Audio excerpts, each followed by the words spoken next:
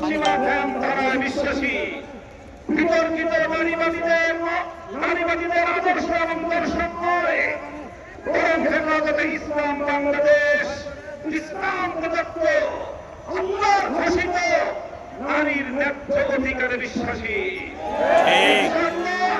হেফাজতের সংগ্রামী মহাসচিব কর্মসূচি ঘোষণা করবেন সারা বাংলাদেশ জুড়ে। হেফাজতের নেতা কর্মীদেরকে আগামী মাসগুলোতে গোটা বাংলাদেশ জুড়ে নারীর ন্যায্য অধিকার আদায়ের জন্য মাঠে নামতে হবে। আমরা পরিষ্কার ভাষায় বলি, বাংলাদেশের স্বাধীনতার ৫৩ বছরের মাথায় এসে সংবিধান সহ রাষ্ট্রের ব্যাপক সংস্কার কার্যক্রম শুরু হয়েছে। এই সংস্কার